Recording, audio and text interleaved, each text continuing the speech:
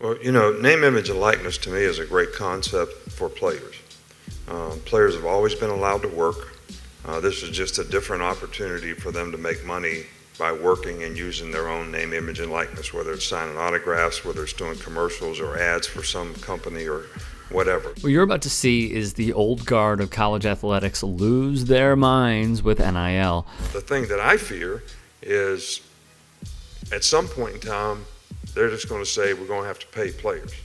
If we start paying players, we're going to have to eliminate sports. Wait. So if colleges pay players, sports will just go poof and disappear? That's the argument? And this is all bad for college sports because they've been able to get scholarships and participate in college athletics. That's what college athletics is supposed to be.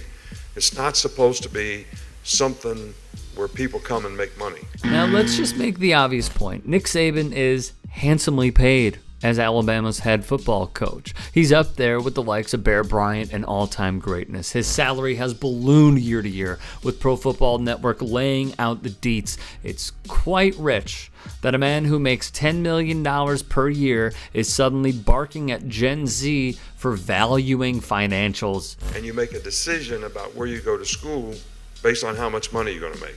You should make a decision based on where you have the best chance to develop as a person, as a student, and as a player, which is what we've always tried to major in. No.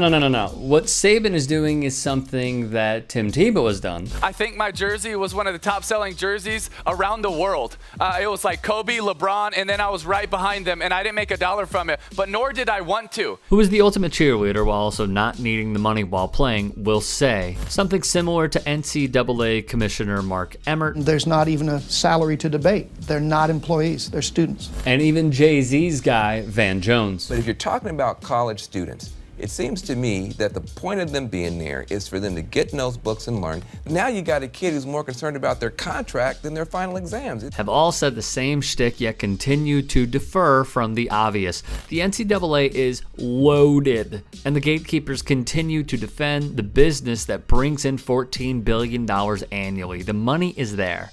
They just don't want to share it. It's basically the Chappelle Show meme where he's in the crowd and hugs the money. That's Saban and company. I know the consequence is going to be difficult for the people who are spending tons of money to get players. And you've read about them. You know who they are. I mean, we were second in recruiting last year. A&M was first. A&M bought every player on their team, made a deal for name, image, and likeness. We didn't buy one player.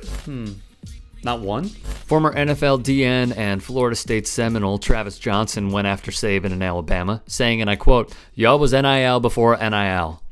Then, longtime NFL corner Antonio Cromartie wrote he was offered $60,000 just to come to campus for a visit, adding, "They've been paying for years." Longtime NFL defensive end Sean Smith even spoke on it. Saban really opened up this can of worms, and he can't close the lid. Swinney is no fan of players being empowered, whether it is the NIL or the transfer portal. Count him out. He said it's crazy. It's really sad, to be honest with you. There's so much tampering going on and so many adults manipulating young people. It's sad, but it is what it is from that standpoint. There's no consequences. There's no rules. I'm all for transferring. I personally think we should let them go whenever they want. I just think they should sit a year and then get that year back upon graduation. What we've done is decentivize and devalue education, and I think that's the wrong approach. It's chaos right now. Tampering galore. Adults manipulating young men. Education is the last thing now, Swinney said.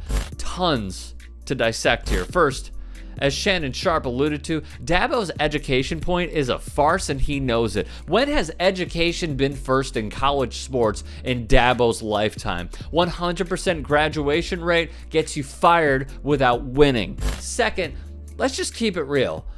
The most upsetting aspect for Dabo is this: coaches no longer hold a monopoly on the manipulation. What do we mean by this? The old model was coaches recruit kids to one school while actively pursuing a job with another, departing without penalty, while their former players would have to sit out a year to make the exact same change. In addition, coaches could seek out more lucrative offers, while the players who actually won the games made Nothing. Tammy Trotter, whose husband Jeremiah Sr. was a 4-time NFL Pro Bowl linebacker, told the Washington Post, "You're looking at these schools paying these coaches a lot of this money," Tammy said, "and it's coming off the backs of these players." According to Business Insider, these kids help make the NCAA $1 billion a year, yet the schools and NCAA Pres Mark Emmert refuse to entertain payouts from those very schools that are built off free labor. Personally, the change in collegiate athletes finally making money off their name